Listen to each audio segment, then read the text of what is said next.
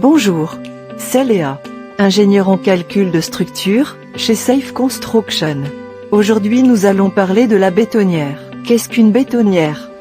Traditionnellement, les mélanges de béton étaient préparés manuellement, ce qui prenait beaucoup de temps et manquait de précision.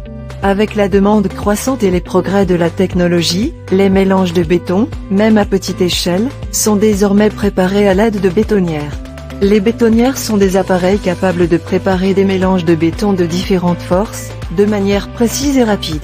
Certaines bétonnières sont même capables de distribuer le mélange de béton directement sur le lieu de la construction. Selon les besoins de l'application, il existe des bétonnières de taille et de types différents.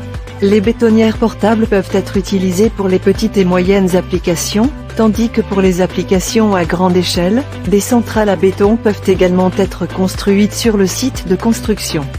Type de bétonnière. Il va sans dire que, tout comme les exigences des diverses applications, les types de bétonnières couramment utilisés sont également très polyvalents par nature. Voici une liste de certains des types de bétonnières les plus couramment utilisés et de leurs applications dans divers travaux de construction. Les bétonnières peuvent être divisées en deux grandes catégories. Les mélangeurs en discontinu, par l'eau, et les mélangeurs en continu. Le mélangeur en discontinu, par l'eau. Comme son nom l'indique, ce type de malaxeur produit du béton en une seule fois.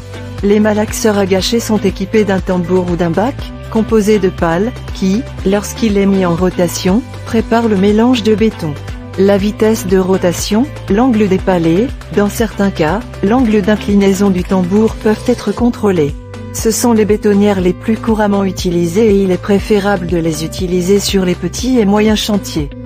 Les bétonnières peuvent être divisées en deux types. À savoir, le mélangeur à tambour. Ces mélangeurs sont constitués d'un double tambour conique en forme de tronc de cône. Selon son type, le tambour est équipé d'un seul jeu de lames ou de plusieurs jeux de lames qui sont utilisés pour mélanger, préparer et décharger le mélange de béton. Les malaxeurs à tambour sont de trois types différents. La bétonnière à tambour basculant, dans ce type de mélangeur à tambour, le tambour est capable de s'incliner vers le haut ou vers le bas jusqu'à un certain angle.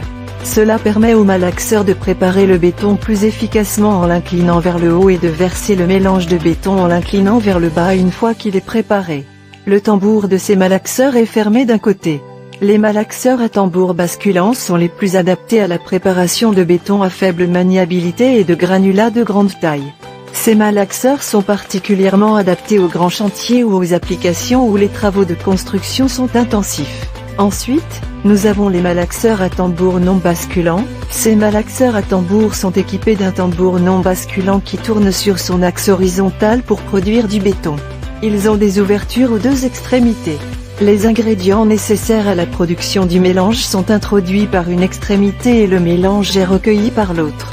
Le mélange est recueilli en attachant une goulotte à l'ouverture du tambour. Les pales de ces mélangeurs contribuent également au processus d'extraction. Les malaxeurs à tambour non basculants ne conviennent pas pour la préparation de béton avec des agrégats de très grande taille et pour les applications où une décharge rapide du béton est nécessaire. Ce type de malaxeur à tambour est généralement utilisé sur les petits chantiers de construction. Nous avons également des bétonnières à tambour inversé, assez similaires aux malaxeurs à tambour non basculants. Ces malaxeurs ont également des ouvertures aux deux extrémités et les constituants du mélange de béton sont versés à partir d'une extrémité et le mélange final est collecté à l'autre. Le facteur qui différencie les malaxeurs à tambour réversibles des malaxeurs à tambour non inclinables est que, ces malaxeurs ont deux jeux de pales. Un jeu de lames facilite le processus de mélange pendant que le tambour tourne dans un certain sens, et l'autre jeu de lames facilite le processus de décharge du mélange, pendant que le tambour tourne dans le sens opposé. Les malaxeurs à tambour réversibles conviennent le mieux à la préparation de béton sec. Toujours dans les mélangeurs discontinus, par l'eau, nous avons finalement les malaxeurs à cuvette. Ce type de malaxeur comporte une cuve cylindrique au lieu d'un tambour dans lequel le béton est préparé. Tout comme les malaxeurs à tambour, ces malaxeurs sont équipés de pales qui facilitent le processus de mélange. Ces lames sont généralement en forme d'étoile pour assurer une efficacité optimale. Elles sont également munies de grattoirs pour éviter que le mortier ne colle à la surface de la cuve. Les mélangeurs à cuvette couramment utilisés ont deux modes de fonctionnement différents. Premièrement, il existe des pans mixés dans lesquels le bac est fixe, et les pales tournent sur un axe vertical. Deuxièmement, dans certains mixeurs à cuve, les pales sont statiques tandis que la cuve tourne sur un axe vertical. Les malaxeurs à cuvette sont considérés comme le type de malaxeur à béton le plus efficace. Quel que soit le mode de fonctionnement du mélangeur, les deux types de mélangeurs sont aussi efficaces l'un que l'autre. Le mélange de béton est généralement recueilli par une ouverture située au fond de la cuve.